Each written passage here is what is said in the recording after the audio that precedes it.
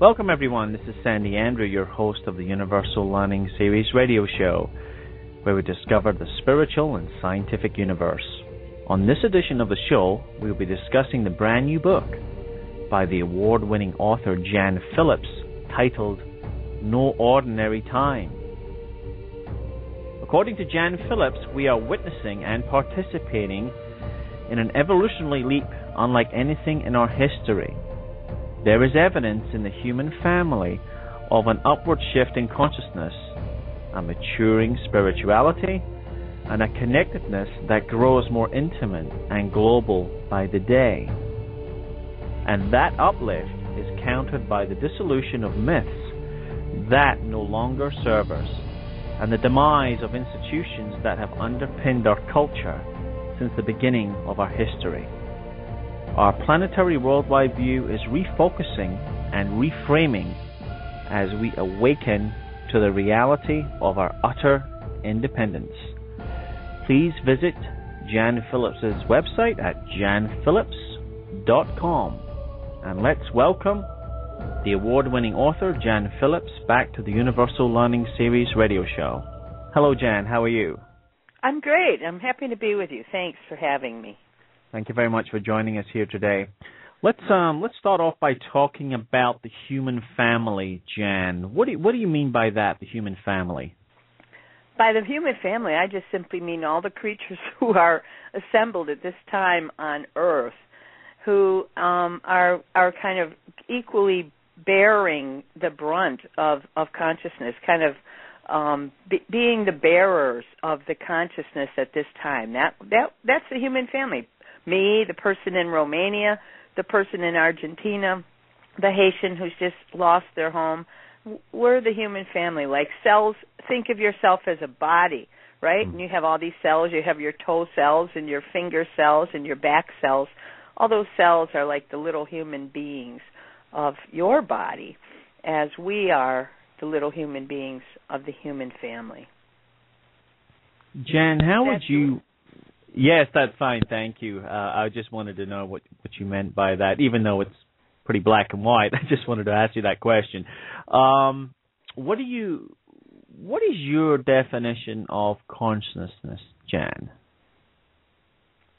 Consciousness, to me, is a kind of fusion of our intellect and our heart. It's an awareness.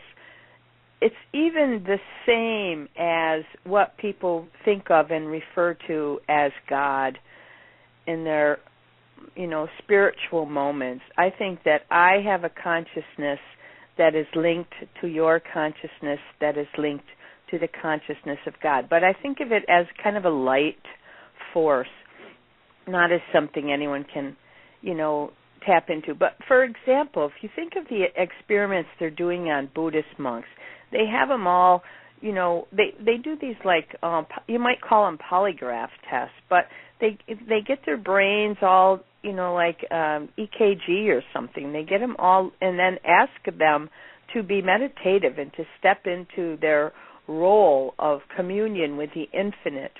And what happens is more brain cells light up. And to me, it is that mindset that can be in touch with the infinite, can imagine a cosmic connection with an invisible force.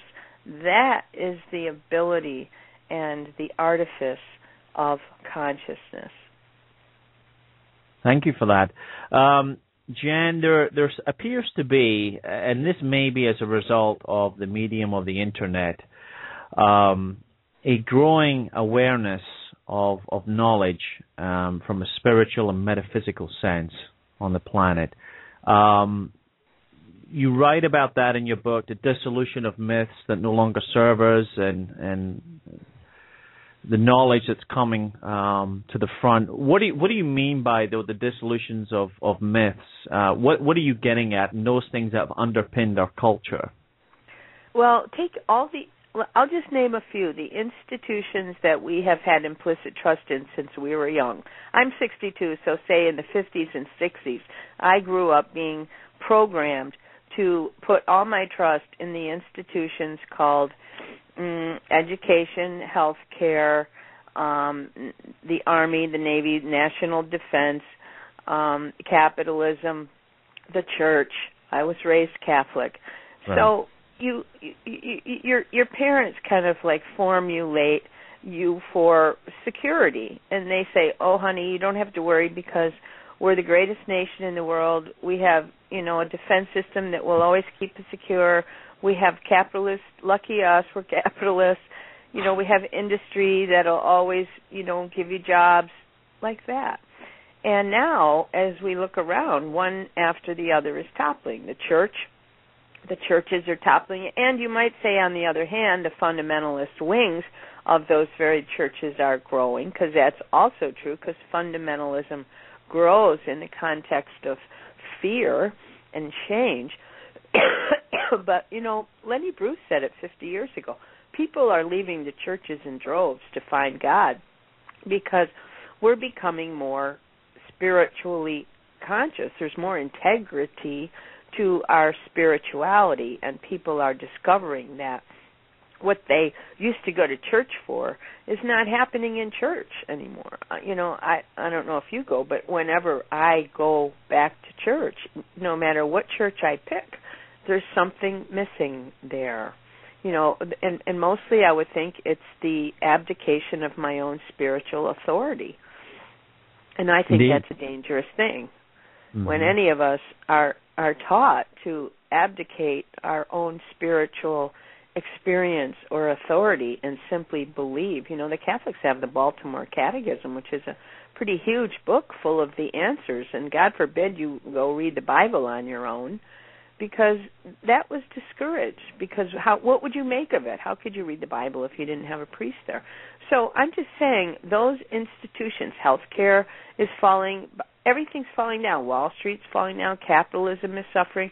They're lame and limping because they no longer meet the requirements of this time, which is the requirements of our focus on our ascendancy, not on our descent, no longer a focus on falling out of grace, but rising into oneness.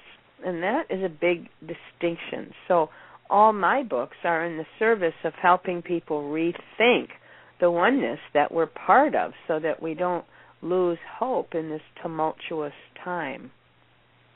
No ordinary time indeed, Jan. Now, in your book, you write about creativity and the new cosmology. Can you tell us a bit about that, please? Yes, because the old cosmology, the one that we were pretty much as a Christian society raised up in, is the one based on sin, fall from grace, repentance, judgment. It's a hard one, sacrifice, guilt. There's a whole lot of hardness and darkness associated with the old cosmology that we were, for the most part, most of us were raised up in. And so what I'm saying now is a new cosmology is breaking forth. In the same way, a new cosmology broke forth when Galileo and Copernicus asserted that the Earth was not the center of the universe, right? Uh-huh. In the same time when Einstein asserted his new discoveries, it kind of upset the traditional thinking. And the same thing happened when, there was once we lived once in a matristic culture where the great goddess was, the force of nature, the force of the Mother Earth, that was to be revered and thanked and honored, and was the center of all of our, celebrations. And then suddenly that got upturned and replaced by a patriarchal culture, and that changed everything.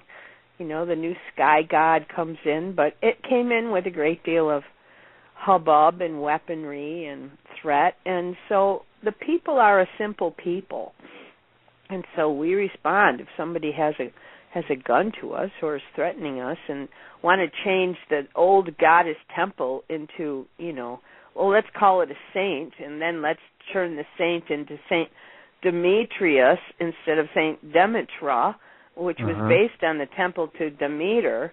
See how it happens? It just happens over time, but we became a patriarchal culture from what was once a matristic culture.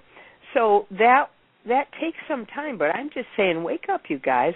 We're in the middle of it, and don't think it's happening to you.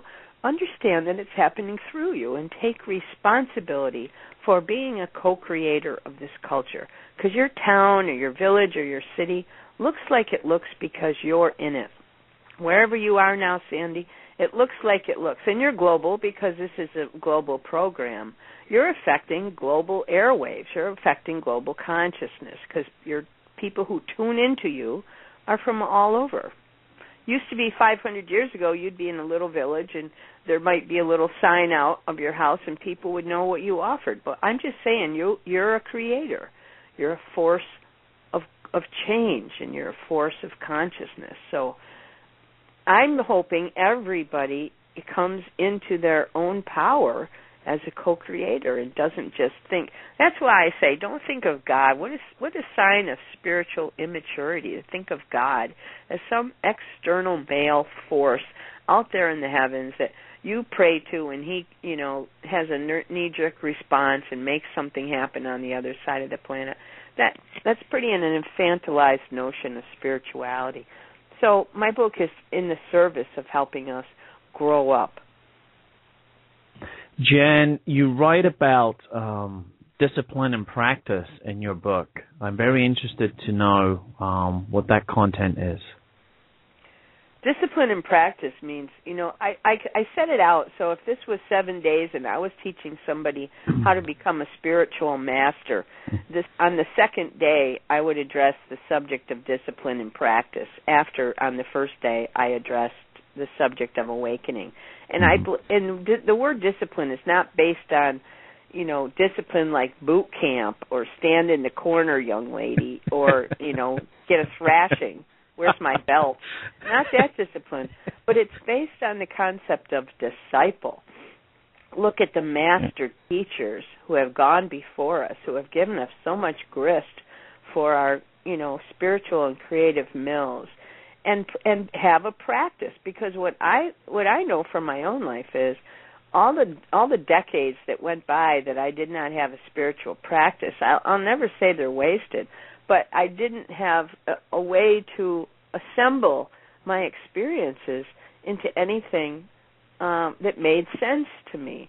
But now that I have a spiritual practice, which is just simply an hour of mindfulness and quiet and separation from the chaos every day, then all things become clear to me. My own divinity, my own consciousness, my own reason-making and sense-making abilities are heightened and highlighted. And so I'm so much clearer about what my life is for and what my life is, the power that I have in my life. So to have an understanding of discipline and practice is the, numero uno step of ascending to your own divinity and your own real greatness. Jesus was a great master, and he said, anything I have done, you can do, and even more. So when I talk about and I and the Father are one, I'm a musician, and I wrote a song called I and the Mother are one, just to balance it out, because that was then and this is now. And we want to have an image of the divine that's not all masculine. That has not served us well, because look at the world we live in. This is what it looks like when you have a totally patriarchal world with no reverence for the sacred feminine. Warfare, hunger, destitution, more prisons. That's a male-dominated culture. But when we reintroduce the sacred feminine, we are suddenly going to find a more balanced world. Jan, why do you think humanity blindly ignores Mother Earth, the very platform that supports our life and our existence? Why do we turn our back on her and place money? I mean, let's be brutally honest here. Money is the most important thing on most people's minds. right or wrong, and we would like to think it's otherwise, but that's what drives everything on this planet. Every decision is made by what's in it for me or my government or my country. It is. Why do human beings follow this path when all it ultimately leads to is misery for all of us? This nation rises up, becomes a global power. 400 years later, they collapse. These guys come up. They're the global power. They dominate. Everyone else suffers. And round and round and round the Marbury bush we go. And in the end, no one wins, including Mother Earth. Well, except for let's just take a poll of the only two people we have here, you and me, and say, do you make all your decisions based on money? And I know I don't, and I bet you don't. So we got 2 for 2 here that are not caught in that net. Yeah. So I'm just saying, there's a whole lot of us who have evolved spiritually and evolved in a way of conscious beliefs. Where I just led a group of 12 women through Mexico on a 7-day journey into the mother to be able to learn how to listen to her loveliness and her guidance and her wisdom, and to be with her in the waters and on the pyramids of the Mayan culture, and I think there are many, many people. That's part of the new cosmology. Thomas Berry wrote that book called The Great Work, and there is a whole new cosmology being built on our interaction and our integration with the earth as earthlings, right? Mm-hmm. That this is our mother, we're her children, and the requirement of this hour is based on us reclaiming our oneness with and our dedication to the earth so that we protect her. It's just as a child would protect her mother when our mothers age, right? We protect them. I'm at my mother's house right now because she's 88, and I came home from Mexico and I drove right out here because I'm one of her protectors. Mm-hmm. And in a way, it's the same with us in the greater earth. And so, yes, everything that you said in your, opening to this question is pretty bleak, and it's also true because probably, 90% of human creatures haven't entered into their full consciousness yet and are still seeking the ridiculous things which come automatically when you begin to give, because giving is receiving. So you know that, I know that. Mm-hmm. I never have to ask, how am I going to get money? I only ask, where am I going to give myself? And all money in all abundance comes my way. So, but that's a pretty adult concept, and you have to know it through experience because it seems a little zany. How could that be? And besides, I only want as much as I need. I don't know if that holds true for somebody who wants millions. But all I know is all my needs are met when I give myself completely in the service of a greater world. Jan, one of the interesting chapters you have in your book, No Ordinary Time, is titled The Mystery of Evil. Can you tell us a little bit about that, please? Well, I think the mystery of evil has been upon us, particularly since September 11. Every one of us is trying to figure out how could this happen, and we are simply unhooked and we're unhinged by the concept of terrorism. And I think it's a phenomenon. Evil is a phenomenon that matches the quantum leap we're taking in our consciousness now. That there has, like yin and yang, you see a yin and yang circle, and even in the white side, there's a little black dot, but in the black side, there's a little white dot. And I think that's part of our spiritual stretching, is for us to be able to remain committed to the spiritual path, even though there's a concept that is so bleak and so undermining of our confidence as terrorism, that what we have to develop is, who am I in the face of the darkness? How can I build a life for myself where I don't lose hope, where when I watch CNN for more than 12 minutes, I'm as happy when I turn it off as I was when I turned it on? How can I inoculate myself against the evil that I am ensconced in? And this is American culture, is every bit as evil as, a Muslim terrorist. I'm saying what happened in the housing crisis was an evil doing by by American capitalists, and they might as well have, strapped on bombs and killed whole pieces of the culture, because that's what happened.